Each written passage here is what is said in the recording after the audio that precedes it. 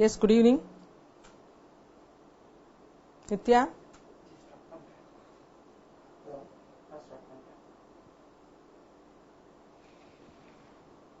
Yes, good evening, ma.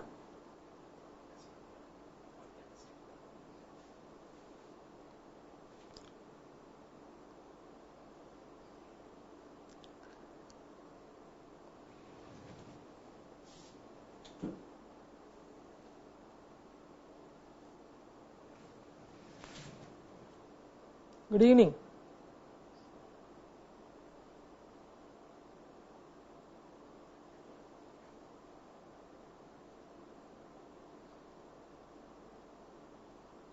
Yes, shall we start? Shall we start, ma? Okay. See, we were talking about the extraction of zinc. That is, the previous class la rendu class la copper extraction and chromium extraction பார்த்தோம். இன்னைக்கு we will go for the next extraction, which is extraction of zinc. சாதாரணமா extraction சொன்னாலே நான் already I told you that the important points that you have to write is name of the ore. Underline.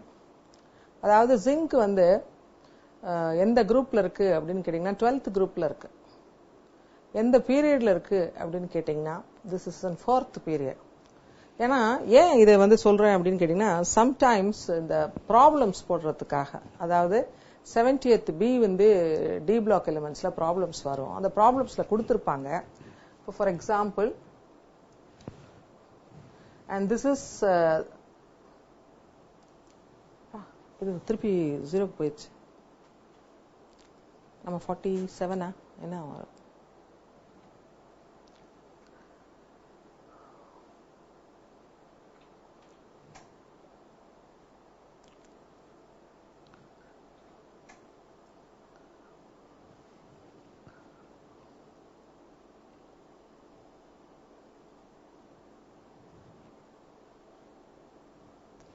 So as far as the zinc is concerned, zinc is present in the 12th group and it the period number 4. See, the atomic mass of zinc is 65.37 and valency is 2. And the atomic number is 30 and the symbol for that is Zn. The position, எதுக்காக இந்த பொசிஷனை சொல்றேன்னா ப்ராப்ளம்ல சில நேரத்துல the element belongs to period number 4 and group number 12 னு கொடுத்திருப்பாங்க. அப்ப கொடுத்த ஆட்டோமேட்டிக்கா it represents only zinc. அங்கேயே நம்ம ஐடென்டிஃபை பண்ணிடலாம். the metal is zinc which is grayish white in metal, அல்லது bluish grayன்னு சொல்லலாம். அது கொஞ்சம் நீங்க எல்லாருமே zinc பார்த்திருப்பீங்க. அதாவது இந்த வாட்டர் பைப்ஸ் வரும்பொழுது நீங்க பார்த்திருக்கலாம், GI பைப்ஸ்ன்னு சொல்லுவாங்க, galvanized iron pipes. அதனுடைய கலர் பாத்தீங்கன்னா somewhat grayish bluish grayவா இருக்கும். அதுதான் வந்து கலர் ஆஃப் தி zinc. ஏன்னா இந்த ஜிங்கை பொறுத்த வரைக்கும் ரொம்ப ஒரு ஏன்ஷியன்ட் மெட்டல், ரொம்ப நாளா வந்து it was used in especially in medicine. அதனால இதுக்கு பேரு எஷ்டான்னு ஒரு பேர் கூட. Ancient used alloy of zinc and copper, not very different from brass. அதாவது பிராஸ் மாதிரியே ஒரு அலாய் யூஸ் பண்ணிட்டு இருந்தாங்க. Zinc has been known in country for a long time and has been mentioned in Ayurvedic treatment as எஷ்டா. அதுக்கு இன்னொரு பேரும் இருக்குது, ஜாஸ்ட் அப்படின்ற ஒரு பேரும் இருக்கு. அடுத்தது zinc does not occur free in nature, highly reactive metal. One of the reactive மெட்டல்ஸ்ல ஜிங்க் ஒன்னு. அதனால it does not occur free in native form since it is a reactive metal. In the combined state, widely distributed zinc. இதனுடைய ores என்னன்னா அப்படின்னு சொன்னோம்னா zinc is present as zinc blend. அடுத்தது calamine ஒரு ore which is also available. zinc ஐட்டுங்கிறது oxide ore. ஆனா extraction of zinc பாத்தீங்கன்னா it is mainly extracted from zinc blend, zinc sulfide. Please underline. இதை நீங்க எழுதணும். Zinc is extracted from its ore zinc blend, zinc sulfide, because it will fetch you half a mark. இதை எழுதுறதுக்கு அரை mark. அடுத்தது it is a sulfide ore அப்படின்னு சொல்றதுனால அந்த sulfide oreன்னு சொன்னாலே கான்சன்ட்ரேஷன் வந்து froth flotation. அது வந்து half a mark. கான்சன்ட்ரேஷனுக்கு half a mark. The chief ore of zinc is zinc blend in India. Large deposits of zinc blend occurs in Zawar mines near Udaipur in Rajasthan. It is availability, geographical availability. And the extraction of zinc from zinc blend involves following step. First step la அதாவது zinc blendங்கிறத எழுதணும், அதுக்கு half a mark. It is concentrated by froth flotationன்றதுக்கு அது ஒரு underline பண்ணிக்கோங்க, அது ஒரு half a mark. அங்க நீங்க நோட் பண்ணியே வச்சுக்கலாம். அதுக்கு அதாவது நேம் ஆஃப் த ஓருக்கு half a mark, the concentration க்கு half a mark. Zinc extraction வந்து ரொம்ப சிம்பிள் எக்ஸ்ட்ராக்ஷன், ரொம்ப ரெண்டு ஸ்டெப், இதுல தப்பே நீங்க பண்ண முடியாது, ஈஸியா நீங்க வந்து 5 மார்க்ஸ் வாங்கக்கூடிய ஒரு கொஸ்டின். அதனால எப்பவுமே ஓரை வந்து கான்சென்ட்ரேட் பண்ணிட்டோம்னா the next step involved in that is the roasting. The concentrated ore is then roasted in the presence of excess of air at about 1200. Here underline this 1200, you underline, ஏன்னா இந்த temperature நீங்க mention பண்ணணும். அடுத்தது zinc sulfide is roasted in the presence of air. காற்றுனால் வறுக்கப்படுகிறது roasting அப்படின்னு சொன்னா. இங்க நேம் ஆஃப் த பர்னர்லாம் ஒன்னும் கொடுக்கல, நேம் ஆஃப் த ஃபர்னஸ்லாம் கூட கொடுக்கல. அதனால இந்த ஈக்குவேஷன் எழுதணும். 2ZnS plus 3O2 gives you 2ZnO plus 3SO2. So இந்த இடத்துக்கு வந்து டெஃபினட்டா 1 mark will be allotted for this roasting. அதுல ரொம்ப முக்கியமான பாயிண்ட் நீங்க எழுத வேண்டியது என்னன்னா 1200 Kelvin நீங்க கட்டாயமா எழுதிருக்கணும். அதை அண்டர்லைன் பண்ணிக்கோங்க. roasted in the presence of airங்கறத அண்டர்லைன் பண்ணிக்கோங்க. the equation நீங்க அண்டர்லைன் பண்ணிக்கோங்க. These are all very important things which you have, which is to be there in the answer paper. அடுத்தது after roasting the next step வந்து ரொம்ப simple process, the reduction process. அங்க வந்து zinc sulfide is converted into zinc oxide இல்லையா? இந்த previous ஸ்டெப்ல அந்த zinc oxide carbon போட்டு ரெடியூஸ் பண்ணணும். அங்க 1200 சொல்லிருப்பீங்க, here it is 1673 Kelvin. இந்த அகைன் இங்க இடத்துல zinc oxide மென்ஷன் பண்ணுங்க, கார்பன் ரொம்ப சிம்பிள் ஈக்குவேஷன். இந்த இடத்துல 1673 zinc plus carbon monoxide, in the temperature mentioned panna, zinc oxide is mixed with powdered coke and heated to about 1673 in a fire clay retort in which zinc oxide is reduced to the zinc metal. இதுக்கு 1 mark. இந்த 1 markக்கு நீங்க எழுத வேண்டியது இந்த equation 1673. here it is the powdered coke reduces your zinc oxide to zinc. இது கட்டாயமா உங்களுக்கு நீங்க அந்த பேப்பர்ல நீங்க எழுதி இருக்கணும். So after this it is converted into zinc. The next step என்னடான்னு கேட்டீங்கன்னா electrolytic refining. So electrolytic refiningல நான் first classலயே சொன்னேன், what are the important points that you have to remember அப்படின்னு கேட்டீங்கன்னா anode என்ன, cathode என்ன, electrolyte என்ன. இந்த இடத்துல please underline this point, that is impure zinc is anode. underline impure zinc is anodeங்கிறது உங்க பேப்பர்ல இருக்கணும்.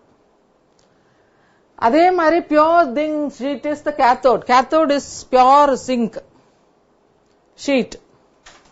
என்ன எலக்ட்ரோலைட் நம்ம யூஸ் பண்றோம்னா zinc sulfate with sulfuric acid, little amount of sulfuric acid and passing electric current, pure zinc get deposited at the cathode. இந்த இடத்துல நீங்க எழுதணும் கட்டாயமா pure zinc is getting deposited at the cathode அப்படிங்கறத mention பண்ணணும். அதனால ரொம்ப simple extraction as far as zinc is concerned. என்ன எழுதணும் நீங்க அப்படின்னு கேட்டீங்கன்னா the name of the ore எழுதணும், concentration எழுதணும், first step roasting, அந்த ரோஸ்டிங்ல அந்த டெம்பரேச்சர் எழுதணும். அதே மாதிரி next step reduction, zinc oxide is reduced to zinc and the temperature is 1673 எழுதணும்.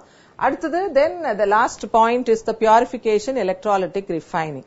அந்த electrolytic refiningல you have to mention the cathode, you have to mention the anode, you have to mention the electrolyte. Okay, this is the extraction of zinc. இது வரைக்கும் நீங்க எழுதுனீங்கன்னா easily you can score 5 marks.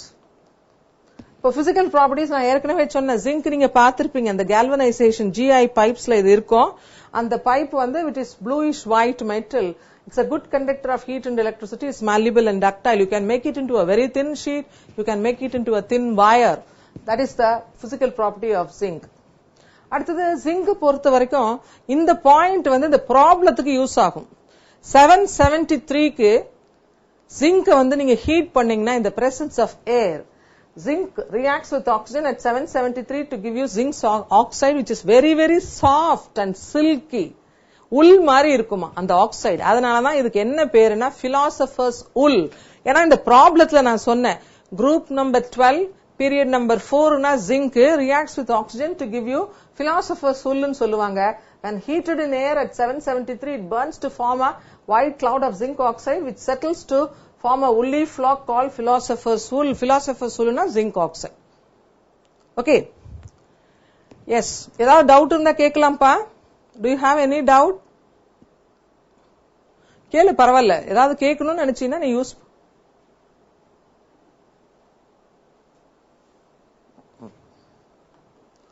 அடுத்தது பாருங்க, zinc reacts with water. When pure zinc does not react with water but impure zinc copper couple decomposes steam quite readily, evolving hydrogen gas. Zinc reacts with H2O to give you, அதாவது in the presence of steam, you get zinc oxide plus hydrogen. அதனால zinc வந்து decomposes steam into hydrogen. Action of dilute acid, உங்களுக்கு தெரியும் hydrogen preparation அப்படின்னு சொன்னாலே என்ன element which is used for preparing hydrogen அப்படின்னு கேட்டீங்கன்னா zinc is the metal which reacts with acids like dilute HCl, dilute sulfuric acid that will give you hydrogen. அதனால Zn plus 2HCl gives you ZnCl2 plus H2. Zn plus H2SO4 gives you ZnSO4 plus H2. So dilute acid la zinc gives you hydrogen. இதே action of concentrated sulfuric acid இருந்துச்சுன்னா எப்பயுமே நான் ஏற்கனவே சொல்லியிருக்கிறேன் concentrated sulfuric acid na SO2 is one of the product with H2O, zinc sulfate is the other product. Zinc reacts with hot concentrated sulfuric acid forming zinc sulfate. Okay, அடுத்தது with nitric acid. இது ஒரு ரொம்ப முக்கியமான ஒரு reaction. Please underline. இது வந்து நிறைய தடவை எக்ஸாமினேஷன்ல கேட்டிருக்கா. இதுல நீங்க ஆரம்பிக்கும் போதே என்ன எழுதலாம்னா 4Zn plus 10HNO3. ஆரம்பிக்கும் போதே படிக்கும் போதே நீங்க எப்படி படிச்சுக்கலாம்னா 4Zn plus 10HNO3. அதுல ரெண்டு கான்சென்ட்ரேஷன் இருக்கு. ரொம்ப டைல்யூட் நைட்ரிக் ஆசிட் ஒன்னு, dilute nitric acid, very dilute. So டைல்யூட்டா இருந்ததுன்னா the product is nitrous oxide. ஏன்னா இது ஒரு வித்தியாசமான ரியாக்ஷன். நைட்ரஸ் ஆக்சைடுங்கிறது அதுக்கு இன்னொரு பேர் இருக்கு which is called laughing gas ன்னு சொல்றது. அதனால zinc reacts with 10HNO3 to give you, அங்க 4 zinc இருக்கிறதுனால இங்க 4ZnNO3 twice, 4 2 8 முடிஞ்சிருச்சு. அப்புறம் மீதி இருக்கிற 2 nitrogen will be in the form of nitrous oxide and then 5H2O. அடுத்தது otherwise if the solution is very dilute, very dilute, instead of nitrous oxide we get ammonium nitrate. Please underline. இதுல சில நேரத்துல என்ன கேட்பாங்கன்னா very டைல்யூட்னே கொடுத்துட்டாங்கன்னா அங்கேயே ஆனா 4Zn plus 10HNO3 தான். ஆனா the product is 4ZnNO3 twice plus NH4NO3 which is ammonium nitrate plus 3H2O. இங்க வந்து ammonium nitrateல 4 ஹைட்ரஜன் போறதுனால இங்க 5H2O வரும், அங்க 3H2O வரும். இந்த reaction is an important reaction. 3 மார்க்ஸ்லயும் கேட்கலாம், இல்ல ப்ராப்ளத்துல it can be asked. அடுத்தது zinc reacts, அதாவது zinc is the metal which reacts with alkali. இது வரைக்கும் எந்த மெட்டலுமே நம்ம ஆல்கலியோட ரியாக்ஷனே பார்க்கல. அதனால zinc reacts with NaOH and H2O to give you this is sodium zincate அப்படின்ற ஒரு காம்பவுண்ட்.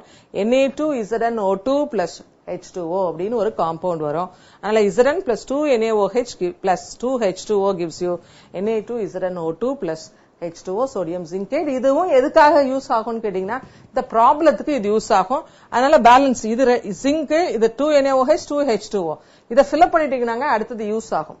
அதான் ஏற்கனவே சொல்லிட்டேன், யூசஸ் ஆஃப் ஜிங்க்னு வரும்பொழுது galvanized iron pipes, GI pipes ன்னு சொல்லுவாங்க. அதனால it is widely used for galvanizing iron sheets. அதாவது GI stands for galvanizing iron. அடுத்தது zinc is used in the extraction of gold and silver. மறுபடியும் gold and silverல இந்த zinc is an important element. Zinc plates and rods are used in batteries and dry cells. நீ dry cell எடுத்துட்டீங்கன்னா நம்ம வீட்ல இருக்கிற battery எல்லாம் எடுத்து பாத்தீங்கன்னா அதை உரிச்சு பாத்தீங்கன்னா நடுவுல you can see the zinc rod. அவ்வளவு என்ன உங்களுடைய லெக்லாஞ்சி செல், டேனியல் செல் எல்லாம் நீங்க பிசிக்ஸ் லேப்ல பாக்குறீங்கன்னா அங்கேயே உங்களுக்கு zinc rod இருக்கும் as electrode. அடுத்தது zinc dust and granulated zinc are used in the laboratory as reducing agent. This is the uses of zinc. So next second transition seriesல, இப்ப first transition seriesல என்னென்ன பார்த்திருக்கோம்னா குரோமியம் பார்த்திருக்கோம், copper பார்த்திருக்கோம், அடுத்தது zinc பார்த்திருக்கோம். இப்ப second transition seriesக்கு நம்ம போறோம். அங்க என்ன ஒரே ஒரு எலிமெண்ட் தான் பார்க்க போறோம், that is silver. சில்வர் என்ன அப்படின்னு கேட்டீங்கன்னா where is it present அப்படின்னா காப்பர், சில்வர், கோல்டு மூணு பேரும் ஒரே குரூப்ல இருப்பாங்க, ஆனா பீரியட் தான் வித்தியாசம் வரும். அதனால atomic mass of silver is 108 and valency is 1. Atomic number is 47 and the symbol is Ag argentum னு பேரு. The position in the periodic table வந்து this is present in 5th period. Whereas copper is present in, do you know where the copper is present? சொல்லலாமேப்பா, copper எந்த குரூப்ல இருக்கு தெரியுமா? காப்பரும் இதே 11th குரூப்ல தான் இருக்கு. எந்த பீரியட் சொல்ல முடியுமா?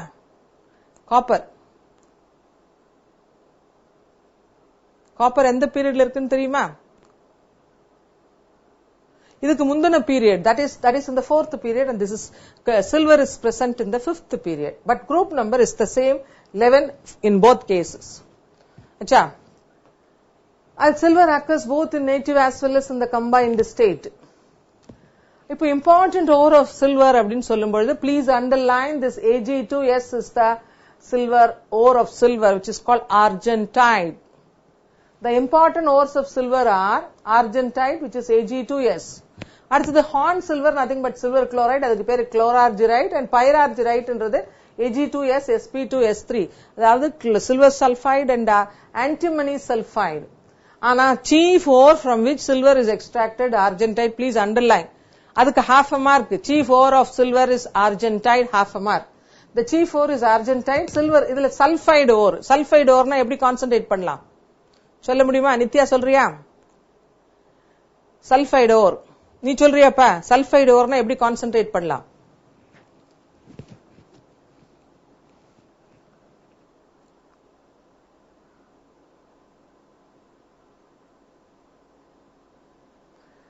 Sulfide ore is concentrated by froth flotation. இப்பதான் கொஞ்ச நேரத்துக்கு முன்னால ஜிங்க்ல சொன்னேன், ஈவன் மறுபடியும் வந்து கோல்டுல சொல்லுவேன்.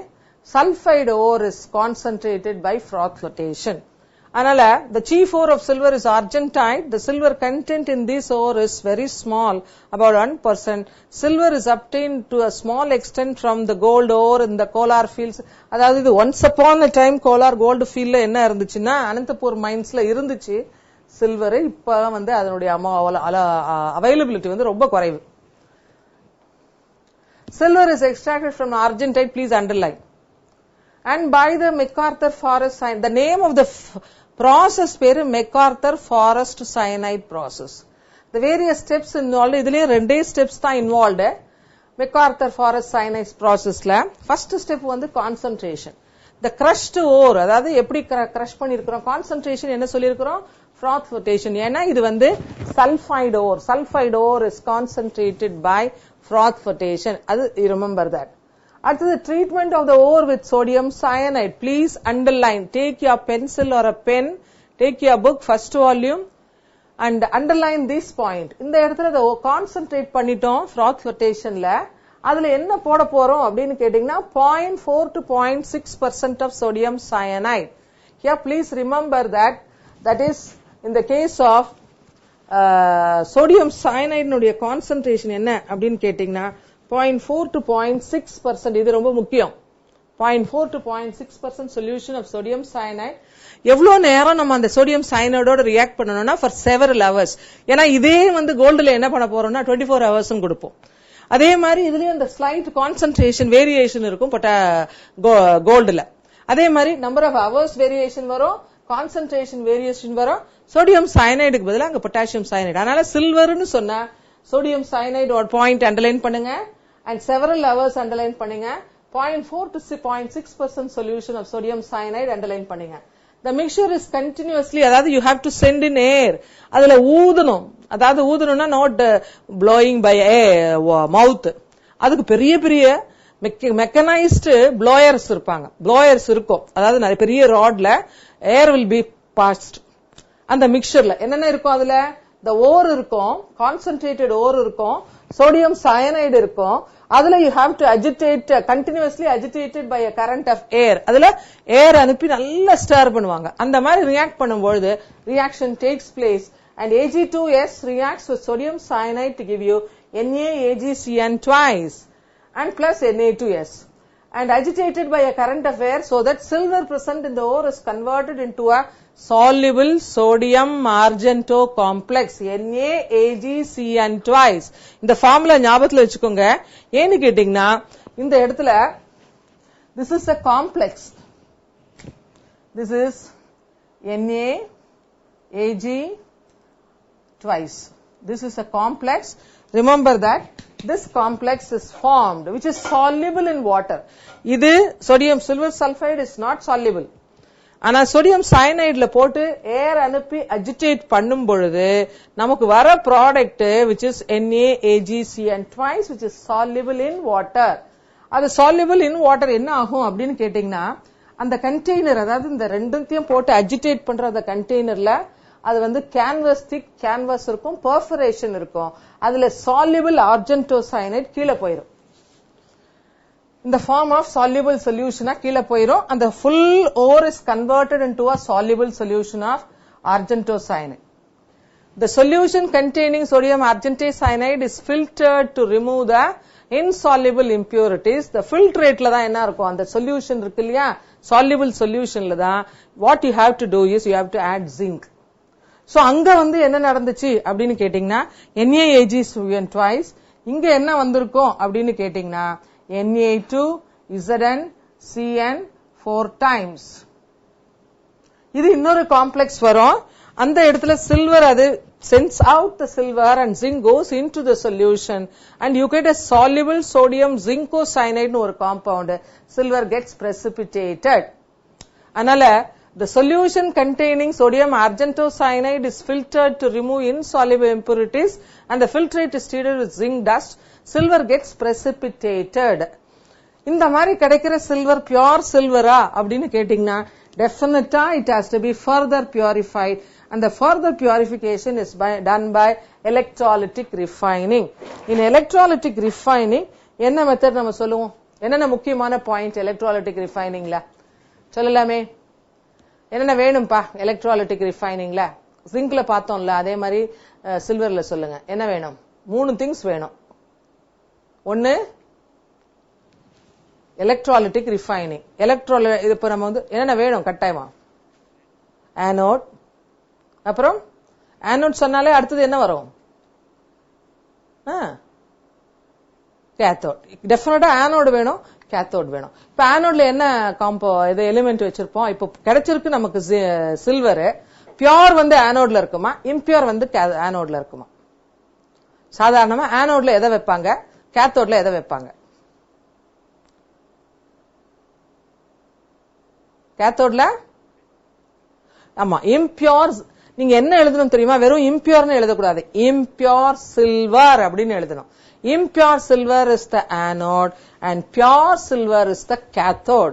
So silver extraction சொல்றதுனால silver nitrate, the corresponding salt solution is the electrolyte. The impure silver is further purified by electrolytic refining. The impure silver is made the anode while thin sheet of pure silver acts as the cathode. அதனால இதை underline பண்ணிக்கோங்க. impure silver anode, pure silver cathode. Please underline. ஏன்னா இந்த point நீங்க கட்டாயமா எக்ஸாம்ல எழுதணும். அதனால impure silver is the anode and pure silver is the cathode. What is the electrolyte அப்படின்னு கேட்டா silver nitrate is the acidified with 1% nitric acid. silver nitrate 1%, அதாவது silver nitrate அண்டர்லைன் பண்ணிக்கோ. 1% nitric acid. On passing electricity, pure silver gets deposited at the cathode.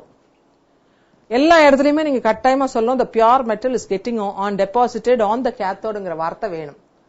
Silver பார்த்திருக்கீங்களா? அடுத்தது வந்து என்னன்னா silver is extracted from silver coin. இது எழுத வேண்டாம். extraction of silver ன்னு சொன்னா அந்த silver is getting deposited on the cathode வரைக்கும் சொன்னா போதும். இது வேற ஒரு क्वेश्चனுக்கான ஆன்சர். இது என்ன क्वेश्चन அப்படின்னு கேட்டீங்கன்னா என்ன क्वेश्चन என்ன? இதுக்கு என்ன क्वेश्चन கேட்பாங்க? extraction of silver from silver coin. அதுல சில்வர் காயின் அப்படின்னு சொல்லும்போது நம்ம எப்போ வந்து கோல்ட் ஸ்மித் கிட்ட போனாலும் நம்மளுடைய சில்வர் வந்து impure silver not of good quality அப்படின்னு சொல்லுவாங்க. அந்த சில்வர் காயின்ல என்ன இருக்கும்னா சில்வர் இருக்கும், காப்பர் இருக்கும். உங்களுக்கு தெரியும் silver is little bit costly and copper is cheaper. Metal is also there. an alloy. Silver can be obtained from such an alloy by, அதுல என்ன பண்ணணும்னா அந்த alloy கொண்டு நைட்ரிக் ஆசிட்ல போடணும். நைட்ரிக் ஆசிட்ல சில்வரும் கரைஞ்சிரும் and காப்பரும் கரைஞ்சிரும். Silver becomes silver nitrate and copper becomes copper nitrate. அதுல என்ன போடுவாங்கன்னா கொஞ்சம் concentrated hydrochloric acid போட்டோம்னா silver gets deposited as, and silver அதாவது என்ன ஆயிரும் அப்படின்னா silver precipitate மாறிடும். அந்த silver nitrate hydrochloric acid ஓட ரியாக்ட் பண்ணி silver chloride precipitate ஆயிரும். ஆனா copper nitrate அப்படியே சொல்யூஷன்ல இருக்கும், எந்த விதமான மாற்றமும் இருக்காது. அப்போ precipitate என்ன வந்துரும்? சில்வர் வந்துரும். அடுத்தது மேல அந்த சொல்யூஷன்ல என்ன இருக்கும்னா காப்பர் இருக்கும். அந்த சில்வர் குளோரைடு எடுத்துக்கோங்க, அத வந்து சோடியம் கார்பனேட் போட்டு ஹீட் பண்ணும் பொழுது pure silver metal is obtained. This is called purification of silver from silver coin. அதனால silver coin or silver copper alloy Ag can be obtained from such an alloy by dissolving in concentrated nitric acid. A solution containing a mixture of silver nitrate and copper nitrate is obtained. the solution is boiled to expel, அதாவது அதை நல்லா boil பண்ணுவாங்க. So excess of nitric acid இருந்தா அனுப்புறதுக்காக the solution is treated with concentrated HCl. அந்த concentrated HCl என்ன பண்ணும், silver is precipitated as silver chloride, and silver chloride அதை என்ன பண்ணணும், sodium carbonate போட்டு heat பண்ணணும் and converted into silver by fusing with excess of sodium carbonate. This is the reaction. 4AgCl reacts with Na2CO3 to give you Ag. Silver gets deposited as silver and sodium chloride and carbon dioxide and oxygen. இந்த மாதிரி silver obtained is purified by fusion with borax போட்டு இந்த point underline பண்ணிக்கோங்க. ஒரு தடவை 1 மார்க்ல கேட்டிருந்தாங்க. ஏன்னா இந்த லெசன்ல 2 1 மார்க். அதனால இந்த silver obtained is fused with borax and followed by electrolytic purification, we get pure silver. This is called purification of extraction of silver from silver coin or purification of silver from silver coin. Property silver பாத்திருக்கீங்களா? Silver பாத்திருக்கீங்களா? என்ன கலர்ல இருக்கும் silver? சொல்லுப்பா, என்ன கலர்ல இருக்கும் silver? What is the color of silver? Silver is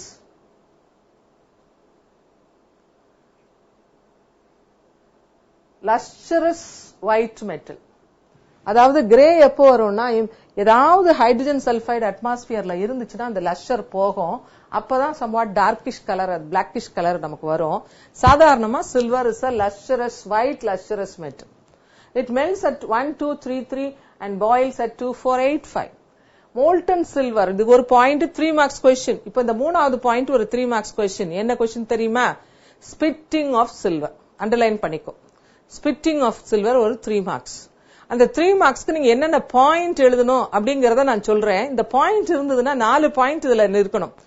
என்ன 4 பாயிண்ட்னா, molten silver அண்டர்லைன் பண்ணிக்கோ. molten silver absorbs about 20 times its volume of oxygen. Molten silver absorbs 20 times its volume of oxygen, which it again expels on cooling. அதாவது absorb பண்ண ஆக்சிஜனை expel பண்ணும் cool பண்ணும்போது. அதாவது heat பண்ணும் பொழுது தன்ன மாதிரி 20 மடங்கு ஆக்சிஜனை உறிஞ்சிரும். சாதாரணமா நீங்க பபிள் கம் உருவாக்குவீங்க இல்லையா, ஏர் அனுப்பி பபிள் கம் வரும், வாயில நீங்க கிரியேட் பண்ணுவீங்க. அந்த பபிள் கம் உடையும் போது என்ன ஆகும், அப்படியே அது ஸ்பிட் ஆகும், அதாவது அப்படியே தெரிக்கும். அது மாதிரி சில்வரை ஹீட் பண்ணும் பொழுது அது தன்ன மாதிரி 20 மடங்கு ஆக்சிஜனை உறிஞ்சி அப்படியே பபிள் மாதிரி ஆகும். இது ஆன் ஹீட்டிங். இதையே நம்ம கூல் பண்ணும் போது என்ன ஆகும், அது அந்த பபிள் வெடிக்கும். அது வெடிக்கும் பொழுது சில்வர் அப்படியே ஸ்பில் ஓவர் ஆகும். அதுக்கு பேரு தான் ஸ்பிட்டிங் ஆஃப் சில்வர். என்ன, நம்ம சில்வருங்கிறது ஒரு காஸ்ட்லி மெட்டல், இதை போய் இப்படி பண்ணிக்கலாம் தெரிக்குது அப்படின்னு சொன்னா அதை நம்ம தெரிக்காம இருக்கிறதுக்கு ஒரு ப்ராசஸ் பண்ணலாம். அது என்ன ப்ராசஸ் அப்படின்னு கேட்டீங்கன்னா, you have to cover it with layer of charcoal. அதை அப்படியே சார்கோல் போட்டு மூடிதான் இந்த கோல்ஸ்மித் வேலை பண்ணுவாங்க. அந்த பாயிண்ட் நீங்க எழுதணும். சரி, என்னென்ன பாயிண்ட் எழுதணும்ன்றத பாப்போமா? அசிஸ்டிங் ஆஃப் சில்வர்ல molten silver அப்படிங்கிறது ஒரு point. absorbs 20 times its volume of oxygenங்கிறது ரெண்டாவது point. which again expels on cooling. Globules of molten silver are thrown off. This is called splitting of silver. So molten silver 20 times its volume ரெண்டாவது, மூணாவது oxygen நாலாவது point. அந்த ப்ராசஸ்க்கு பேரு splitting of silver. This can be prevented by covering with it a molten metal with a layer of charcoal. அந்த molten metal மேல என்ன போடணும்னா charcoal போட்டு மூடிடணும். அப்படி மூடுனீங்கன்னா இந்த ஸ்பிட்டிங் ஆஃப் சில்வரை யூ கேன் பிரிவென்ட். ஏன்னா இது ஒரு காஸ்ட்லி மெட்டல். அடுத்தது silver reacts with dilute nitric acid and concentrated nitric acid. So dilute nitric ஆசிட்ல என்னன்னா, டைல்யூட் நைட்ரிக் ஆசிட்ல இப்போ இந்த ஃபார்முலாவே நீங்க படிக்கும் பொழுது இது எக்ஸாம்ல ப்ராப்ளம் 70th B இந்த ப்ராப்ளம் வரும். 3Ag plus 4HNO3. எப்பயுமே டைல்யூட் நைட்ரிக் ஆசிடா இருந்தா NO வரும், கான்சென்ட்ரேட்டட் நைட்ரிக் ஆசிடா இருந்தா NO2 வரும். Please remember. இந்த இடத்துல பாருங்க, டைல்யூட்ல என்ன எழுதணும்னா 3Ag plus 4HNO3 gives you 3AgNO3 plus NO plus H2O. அதே கான்சென்ட்ரேட்டட் நைட்ரிக் ஆசிடா இருந்தா Ag plus 2HNO3 gives you AgNO3 plus NO2 plus H2O. and 2Ag, அதாவது சல்பியூரிக் ஆசிடா இருந்தா SO2 is the product with silver sulfate. 2Ag plus H2SO4 gives you Ag2SO4 plus SO2 plus 2H2O. These are all the products that we get with dilute and concentrated. அடுத்தது எந்த மெட்டலையும் விடவே விடாது chlorine. It reacts, silver reacts with chlorine to give you silver chloride. Not only silver, even fluorine also. But silver is not attacked by alkalis, zinc. இதுக்கு பாத்தீங்கன்னா 5 uses இருக்கும். அந்த 5 usesல silver salts are used in silvering of mirror. Silver salts வந்து main as for silvering of mirror. AGBR photography underline பண்ணிக்கோ. AGBR photography. அடுத்து silver salts are used in silver plating. Silver is used in making electrodes. Silver leaf is used in medicine, while silver amalgam is for silver amalgam dental filling. Please underline. ஏன்னா அதெல்லாம் 1 மார்க்ல கேட்கக்கூடிய questions, அதுக்கு தான் சொல்றேன். Silver bromide photography, silver leaf medicine, silver amalgam dental filling. Third transition seriesலயும் ஒரே ஒரு element, that is gold. Gold is the only metal which you are going to see that is present in the third transition series.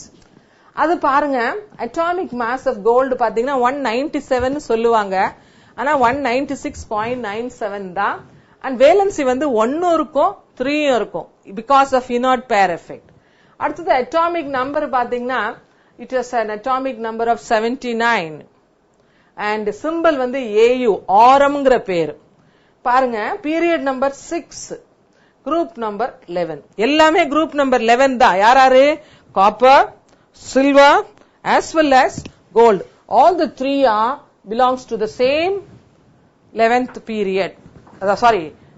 Group number 11 தான். silveரும் சரி and this one, that is silver is present in period number 6, group number 11. என்ன? copper is present in group number 4 and silver is present in group number 5 and gold is present in group number 6. Please remember, இதான் difference மூணு பேருக்குமே. அதாவது நீங்க periodic table எடுத்து பாத்தீங்கன்னா மேல copper இருக்கும், அதே பீரியட்ல உங்களுக்கு வந்து சில்வர் இருக்கும்.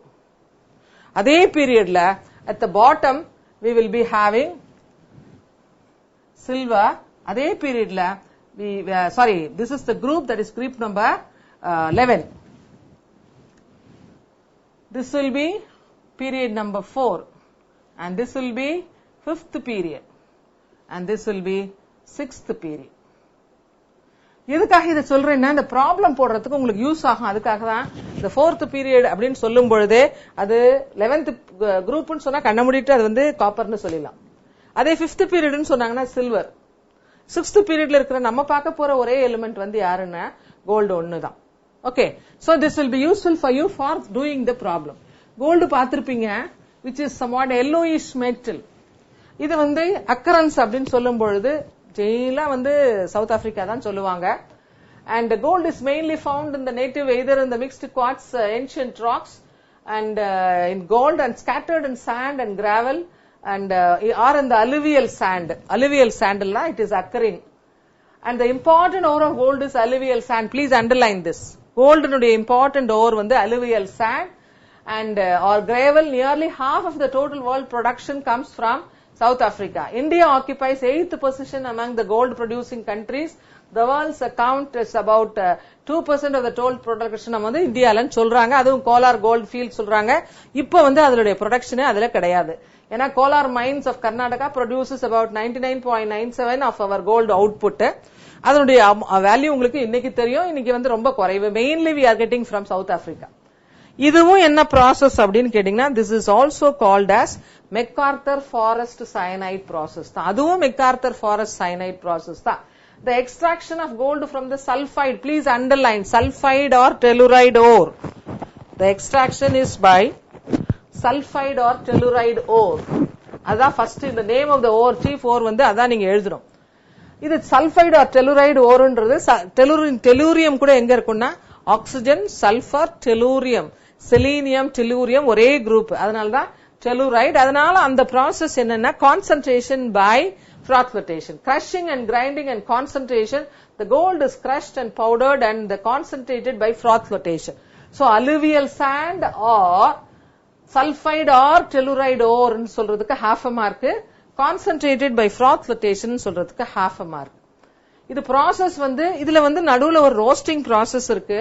இந்த ரோஸ்டிங் ப்ராசஸ்ல என்ன பண்ணுவாங்கன்னு கேட்டா, just simply the ore is roasted. சாதாரணமா ரோஸ்டிங்ல என்ன வரும்னா மாய்ஸ்சர் இருந்தா மாய்ஸ்சர் போயிடும்.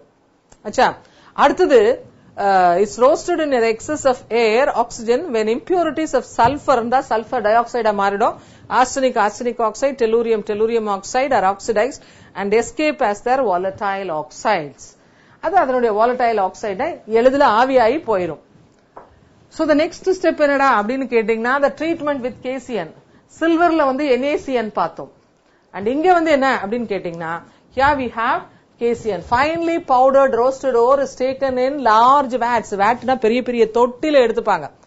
இத பெரிய பெரிய தொட்டில அங்க NaCN பார்த்தோம் சில்வர்ல, இங்க வந்து KCN பார்க்கணும். மேட் அப் ஆஃப் சிமெண்ட்ல இருக்கும் அந்த பெரிய தொட்டி அல்லது இரும்புல இருக்கும்.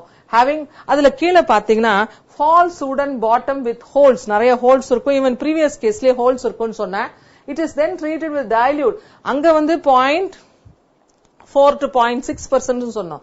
இங்க பாத்தீங்கன்னா 0.6% சொல்யூஷன், அங்க NaCN, இங்க KCN, in the presence of excess of air, அங்க several hours, இங்க 24 hours. அதுல என்ன ஆகும்னு கேட்டீங்கன்னா as a result gold is dissolved in KCN to form a soluble complex called, அங்க வந்து KAgCN twice, இங்க KAuCN twice. it is called potassium aurocyanide. அதாவது 4KAu plus 8KCN plus 2H2O plus O2 gives you 4KAuCN twice plus 4KOH. The name of this is called potassium aurocyanide. இது first step. எங்க சில்வர்ல வர மாதிரி தான் இதுவும் first step. அடுத்த step வந்து precipitation of gold. The above solution containing potassium aurocyanide is filtered. அத நம்ம வந்து அந்த பெரிய ஹோல்ஸ்ல இருக்குல அத ஃபில்டர் பண்ணிடணும், impurities remove பண்ணிடும், insoluble impurities, and then treated with zinc dust. Gold being less electropositive than zinc, it gets precipitated.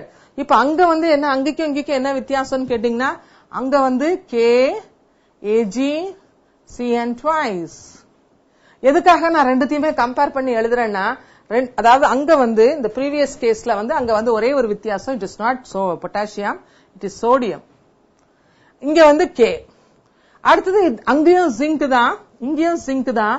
அங்க என்ன வரும்னா Na2Zn Cn 4 times plus silver gets deposited.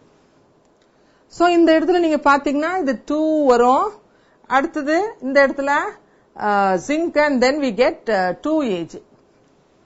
அதேதான் இங்கேயும் பாருங்க 2KAuCN twice plus Zn plus K2Zn, அதாவது potassium zincocyanide plus gold is getting deposited. The precipitated gold is recovered by filtration. It is further purified electrolytic refining. The next step is electrolytic refining. சரி சொல்லுங்க, electrolytic refining அது இப்போ ஒரு தடவை மனப்பாடமா தெரியுதான்னு பாப்போம். என்னென்ன பாயிண்ட் எழுதணும் எலக்ட்ராலிட்டிக் ரிஃபைனிங்ல சொல்லுப்பா.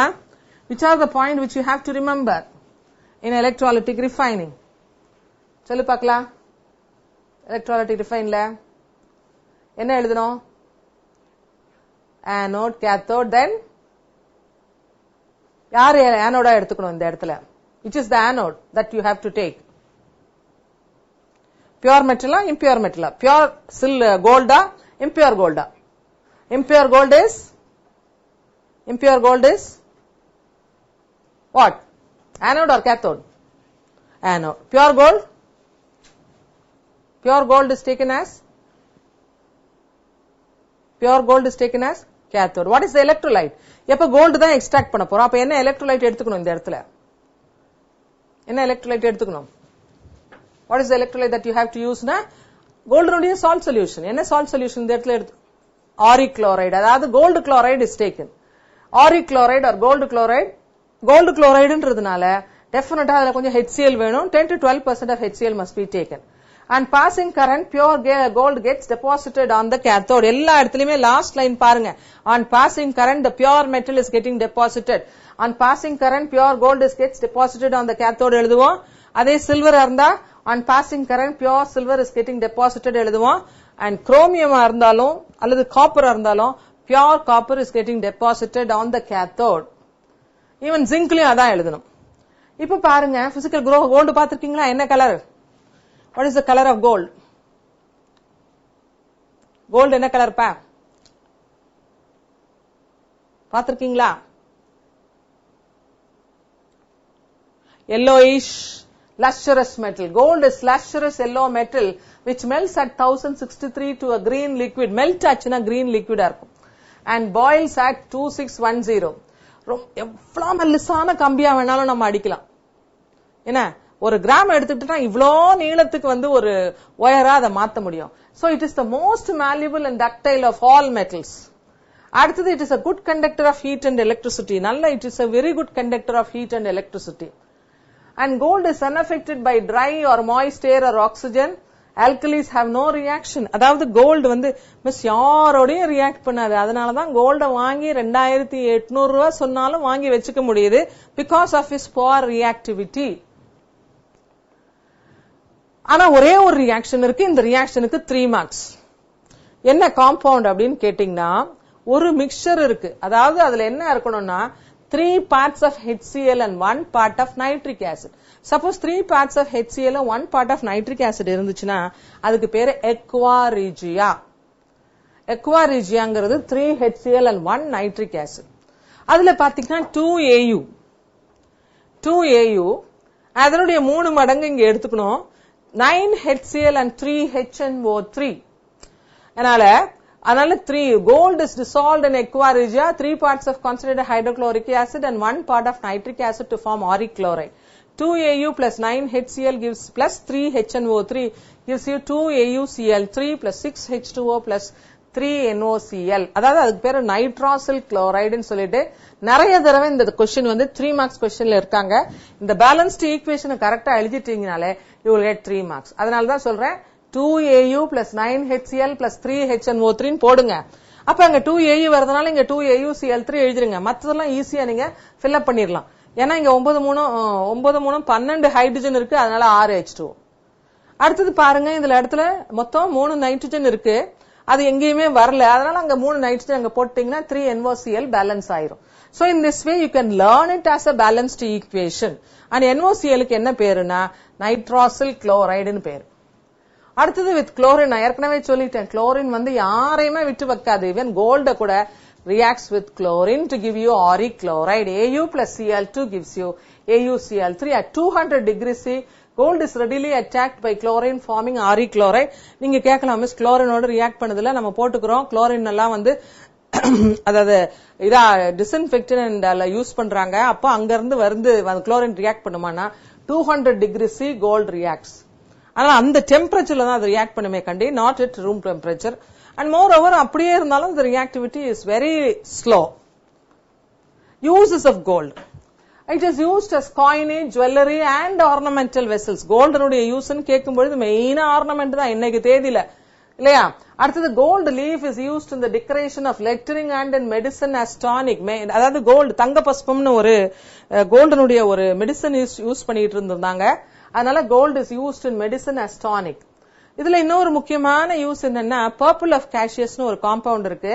அந்த காம்பவுண்ட் வந்து சில நேரத்துல பாருங்க பாட்ரி, அதாவது அந்த எர்தன் வேர் அல்லது சிராமிக் வேர், அதுல பாத்தீங்கன்னா ரொம்ப காஸ்ட்லியான ஒரு கலரிங் மெட்டீரியல் யூஸ் பண்ணுவாங்க. அதுக்கு பேரு பர்பிள் ஆஃப் கேஷியஸ். அது எதுல இருந்து தயாரிச்சிருப்பாங்க அப்படின்னு கேட்டீங்கன்னா கோல்டுல இருந்து.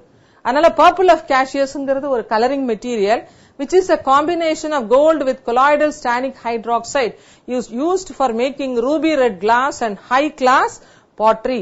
So this is what is about the uses of gold. அடுத்தது ஒரு முக்கியமானது ஃபைன்னஸ் ஆஃப் கோல்டு. அது என்ன ஃபைன்னஸ்? இன்னைக்கு கூட என்ன சொல்லுவோம்னா எந்த கோல்டு வந்து பியூர் கோல்டு அப்படின்னு கேட்டீங்கன்னா 24 கேரட் கோல்டு தான் வந்து பியூர் கோல்டுன்னு சொல்லுவாங்க. அப்படி 24 கேரட்ல என்ன இருக்கும்னா வெறும் கோல்டு தான், வேற எந்த எலிமெண்ட்டுமே இருக்காது, அதோட மிக்ஸ் ஆயிருக்காது. அதே 22 கேரட் அப்படின்னு கேட்டீங்கன்னா மொத்தம் 24 பார்ட்ஸ். அந்த 24 பார்ட்ஸ்ல 24 பார்ட்டும் கோல்டா இருந்துச்சுன்னா அது 100% கோல்டு, அது பியூர் கோல்டு. அடுத்தது அதுல 22 கேரட்னா என்னன்னா 22 பார்ட்ஸ் ஆஃப் கோல்டு இருக்கும் அண்ட் 2 பார்ட் ஆஃப் காப்பர் இருக்கும். அதுதான் வந்து 22 கேரட் கோல்டுன்னு சொல்றது. 916 ஆவரேஜ் பாத்தீங்கன்னா 22/24 into 100 போட்டீங்கன்னா 916 வரும். அதான் 916 கோல்டுன்றதே சொல்றது. சில நேரத்துல 20 கேரட் கூட வரும். 20 பார்ட்ஸ் ஆஃப் கோல்டு இருக்கும், மீதி 4 பார்ட் வந்து அதர் எலிமெண்ட் இருக்கும். 18 கேரட்னா 18 பார்ட் ஆஃப் கோல்டு இருக்கும், மீதி 6 பார்ட் ஆஃப் சில்வர் அல்லது ஏதாவது வேற ஏதாவது மெட்டல் லைக் காப்பர் கூட இருக்கும். அதனால and gold content of an alloy of gold is termed its fineness and is generally expressed in carat. 24 கேரட்னா வேற யாருமே கிடையாது. 24 கேரட்ன்றது பியூரஸ்ட் கோல்டு, அதுல வேற எதுவுமே இல்ல. Ornaments available these days are made up of 18 karat gold, which is an alloy containing 18 parts by weight of gold and 6 parts by weight of another metal, generally copper. சில நேரத்துல silver கூட போடலாம், வேற ஒரு எலிமெண்ட்டும் இருக்கும், 6 parts. So we will stop with this. என்ன அப்படி படிச்சிருக்கோம் இன்னைக்கு, என்ன what we have seen today அப்படின்னு கேட்டீங்கன்னா, extractions 3 extractions படிச்சிருக்கோம். All the 3 extractions are very very important. அதாவது we have seen the extraction of zinc, and then we have seen the extraction of silver, then we have seen the extraction of gold. எல்லாத்துலயும் உங்களுக்கு ஒரு அளவுக்கு தரவா இருப்பீங்க. என்ன ஓர் name of த ஓரோ கான்சென்ட்ரேஷனும் மூணுமே by froth flotation தான். அதே மாதிரி மூணுத்துலயுமே எலக்ட்ராலிட்டிக் ரிஃபைனிங் ஒரு அளவுக்கு தரவா இருந்திருப்பீங்க. கேத்தோட் என்ன, ஆனோட் என்ன, எலக்ட்ரோலைட் என்னென்ன, நடுவுல இருக்கிற ப்ராசஸ் தான் ரோஸ்டிங்கும் ரிடக்ஷனும் இருக்கும். ஜிங்க்ல மெக்கார்த்தர் ஃபாரஸ்ட் ஃபைனைட் ப்ராசஸ்ல பொட்டாசியம் சோடியம் ஆர்ஜென்டோ சைனைட் வரும், அடுத்தது சில்வர் இஸ் கெட்டிங் டெபாசிட்டட். அதே கோல்டன் வரும்பொழுது பொட்டாசியம் ஆரோ சைனைட் வரும், அதுக்கப்புறம் கோல்டு இஸ் அப்டெயின்ட். சோ அதை நீங்க நல்லா படிச்சிட்டீங்கன்னா இந்த 3 எக்ஸ்ட்ராக்ஷன்ல ஒரு எக்ஸ்ட்ராக்ஷன் எக்ஸாமினேஷன்ல நிச்சயமா நீங்க எக்ஸ்பெக்ட் பண்ணலாம், which is very important. Properties பாத்தீங்கன்னா உங்களுக்கு ப்ராப்ளத்துல 70th B ப்ராப்ளம் போடுறதுக்கு வசதியா இருக்கும். அதனால please learn this part of the lesson D block element and gain at least minimum 5 to 10 marks from this part. Okay, ஏதாவது டவுட் இருக்காப்பா? Or shall we close the class? We'll wind up the class. Oh, okay. Yes, good evening. Good evening, pa.